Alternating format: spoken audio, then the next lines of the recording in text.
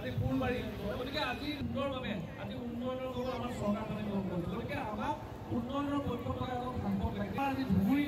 আমাৰ নেতা লাগে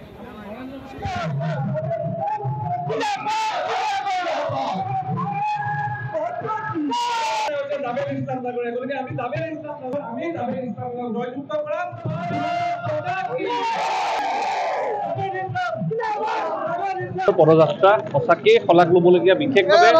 ধুবুৰী জিলা যুৱ মৰ্চাই সদায় যি কাৰ্যসূচীটো ৰাজ্যিক বা যি যে কাৰ্যসূচী সেই কাৰ্যসূচী খুব সুন্দৰভাৱে সদায় পৰিচালনা কৰিছে আমি ইয়াৰ ৰাজ্যিক কাৰ্যনিৰ্বাহক সভাপতি আপোনালোকে জানে যোৱা বছৰ সেইবাৰ খুব সুন্দৰভাৱে সাফল্যমণ্ডিত কৰিছিলে বিশেষভাৱে তেতিয়া ধুবুৰী জিলাৰ সভাপতি আছে নিৰ্মল পাল ডাঙৰীয়া বৰ্তমান তেওঁ জিলাত পেৰেঞ্চগুৰিত আছে জিলা যুৱ মৰ্চাৰ সন্মানীয় সভাপতি বিশ্বজিৎ দাস ডাঙৰীয়া আছে লগতে প্ৰসেনজিৎ আগত ধনমাদ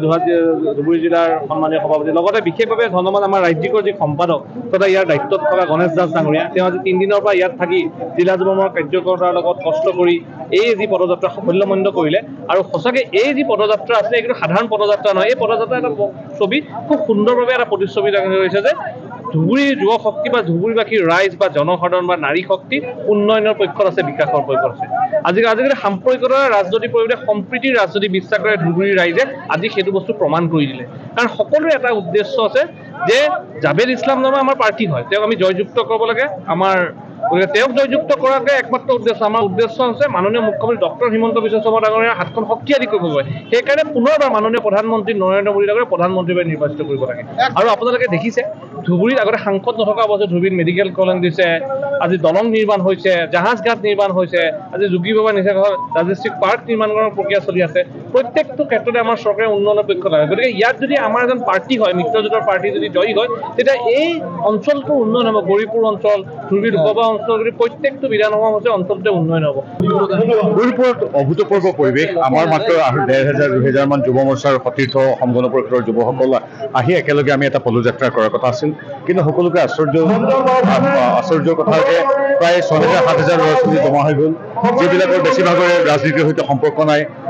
সুধিছোঁ তোমালোকে এই গৰমতে আমাৰ যুৱ মৰ্চা অসম গণ পৰিষদৰ যুৱ পৰিষদৰ এই পদযাত্ৰাত অংশগ্ৰহণ কৰিছে কিয় তেওঁলোকে কৈছে নহয় আমি নৰেন্দ্ৰ মোদীক ভাল পাওঁ ডক্টৰ হিমন্ত বিশ্ব শৰ্মাদেৱক ভাল পাওঁ আৰু জাতি ধৰ্ম নিৰ্বিশেষে আজি ঐতিহ্যমণ্ডিত এই আমাৰ গৌৰীপুৰৰ স্থানীয় ৰাইজ বিশেষকৈ যুৱ শক্তি ওলাইছে ই আচলতে নিৰ্বাচনত কোন দিকে কোন হাৰে সেইবিলাক গৌণ কথা কিন্তু যুৱ শক্তি যে নৰেন্দ্ৰ মোদীৰ লগত আছে এই কথাটোৱে আমাক শক্তি প্ৰদান কৰে আৰু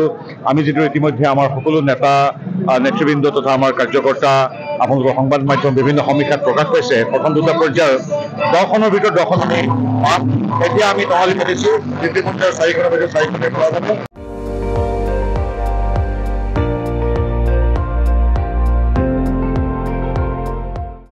আপুনি চাই আছে ND24 সৰ্বশ্ৰেষ্ঠ নহয় সৰ্বোত্তমৰ দৌৰত